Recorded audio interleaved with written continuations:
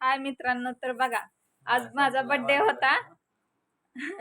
हे बघा पिल्लू, आमचं पिल्लू आजारी होतं म्हणून मी बर्थडे करायचं नाही म्हणलं, तर आमच्या मालकानं का जाऊन केकच घेऊन आले. तर मी नको म्हणाले होते पिल्लू आजारी आहे म्हणून, तर त्यांनी केक जाऊन आणला. हे बघा पिल्लू कसं खेळायला माझा. पिल्लू मम्माचा हॅपी बर्थडे कर.